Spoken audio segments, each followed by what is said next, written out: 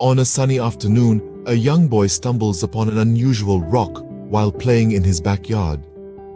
As the boy's nimble fingers traced the jagged edges and peculiar indentations, a flicker of curiosity sparked within him. This was no ordinary pebble, no typical boulder. It was something far more intriguing, something that held stories of the past, whispers of a time long gone. With the sun gleaming on his back, he ran to the house, clutching the stone tightly in his hand.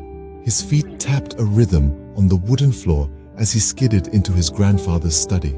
The room was a treasure trove of books and artifacts, each a testament to the old man's wisdom. The boy held up the stone, his eyes wide with fascination. "Look, Grandpa," he exclaimed, "I found this in the backyard. It's strange, isn't it?" The grandfather peered at the stone over his spectacles, his seasoned eyes examining the odd shape and texture.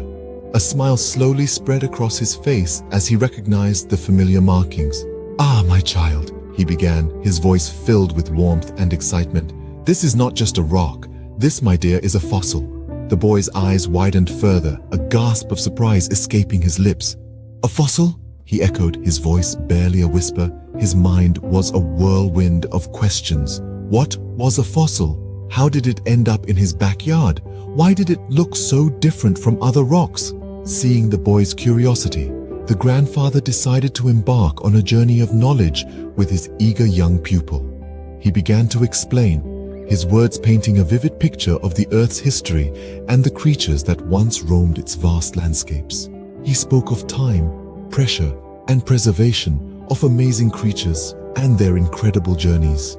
And so, the boy's journey into the world of fossils begins.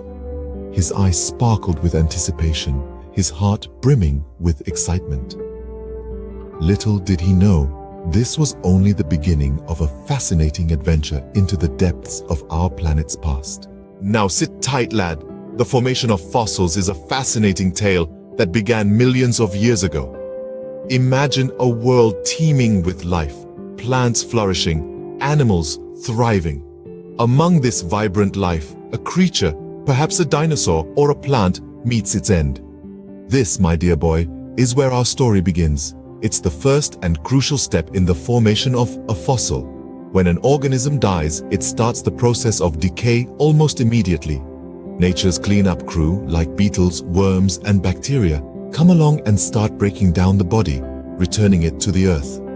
But for a fossil to form, this decay needs to be stopped in its tracks. You see, fossils are like nature's time capsules, preserving the remnants of life from eons ago.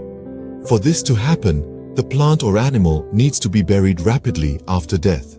This could be due to a sudden landslide, a volcanic eruption, or even a swift river carrying sediment.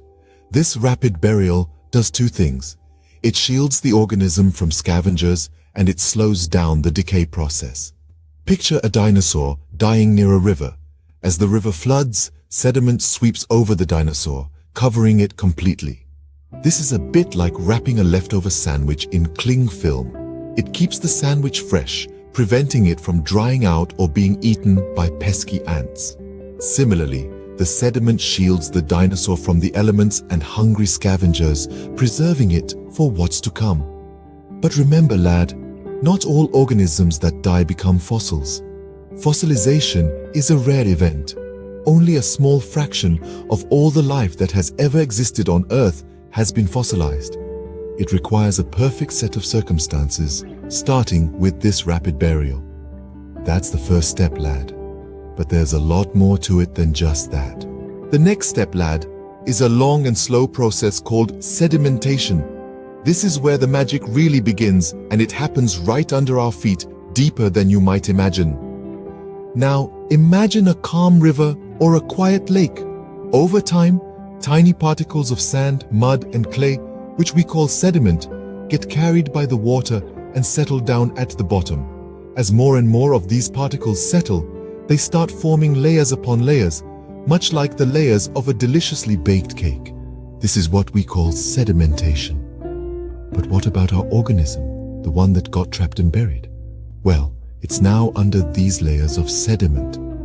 And here's the interesting part. These layers apply a tremendous amount of pressure on our organism. It's like a big, heavy giant sitting on it.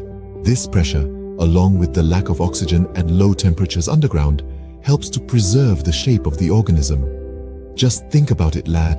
The organism that was once roaming around freely is now trapped under layers and layers of sediment. But don't worry, it's not a sad ending. Instead, it's the beginning of a fascinating transformation. Over millions of years, the pressure from the layers of sediment forces the water out of the organism. The minerals in the groundwater then seep into the spaces left behind, acting like a mold, preserving the shape of the organism. Imagine making a sandcastle, lad. You start with wet sand, but as the water drains, the sand takes the shape of the castle. Similarly, the organism takes the shape of the minerals that replace it. This process, as slow as it might be, is a beautiful dance between time and nature, where even the tiniest creatures get a chance to leave their mark on the world, etched in stone for us to discover millions of years later. And that, my boy, is how the shape of the organism is preserved for millions of years, waiting patiently to be discovered and tell its story from a time long gone. Now, the third step is where the magic really happens. Imagine a grand orchestra in the depths of the earth, quietly playing a symphony that takes thousands to millions of years to complete. This melody is not made of notes, but of minerals. These minerals, found in the groundwater that seeps into the buried remains, are the conductors of this slow and steady transformation. Now let's imagine our buried organism cocooned within the layers of earth. Over time, groundwater, rich in minerals, starts to soak the remains.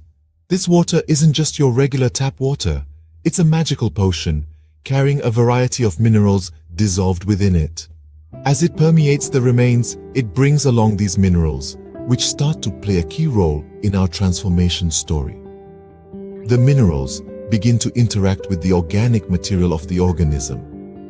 And here's where the true enchantment lies. These minerals, in a process as delicate as a painter's brushstroke, carefully replace the organic material cell by cell, bit by bit. It's like a meticulous artist, crafting a sculpture out of stone. Except this artist takes thousands to millions of years to complete his masterpiece. As time passes, the organic material in the remains gradually gets replaced by these minerals.